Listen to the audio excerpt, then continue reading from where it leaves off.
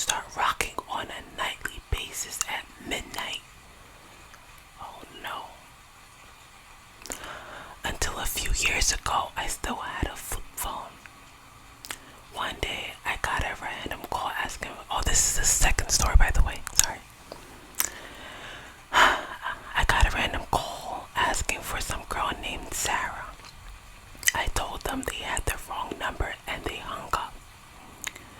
For the next few months, I would get these calls asking for Sarah about once or twice a week.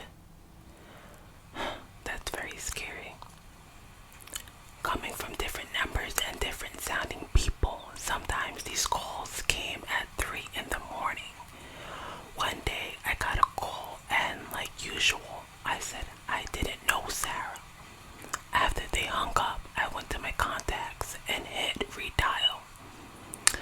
The answering machine said that number did not exist. I went back through my call history trying to call some other people that had called me with the same result. A machine telling me the number did not exist. Every time I would get these calls, I would redial the number and still got the machine. I googled the numbers, but all I learned was that they were coming from North Dakota, Montana, basically everywhere in the Midwest. The next time I got a call asking for Sarah, I said, oh yeah, she's right here. And the other person on the other end said, no, she isn't, and hung up. Things started getting weird when I started getting calls from unknown numbers calling me. Whoever or whatever on the other end hung up the second I said hello.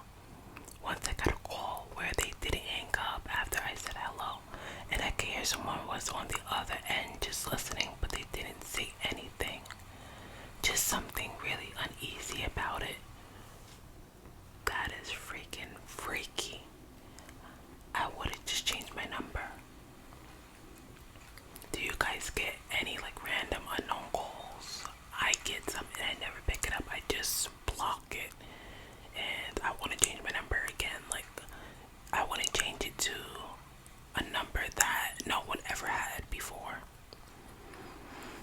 Number 3, this is the third story. I was staying in the Flamingo Hotel in Las Vegas. Oh, this property on the strip with a sordid mob history. In the middle of the night, I wake and saw a dark figure moving around the foot of my bed and coming up the gap between the twin beds. I hit the light and there was a full figure of a man in a 60s sports blazer with blood all over his face. I yelled, "Go away!" and started flinging my arm in his direction. What? Just like that, he disappeared. I woke my friends in the other bed and my buddy said, "What the hell are you swatting at?" I told them and they laughed at me.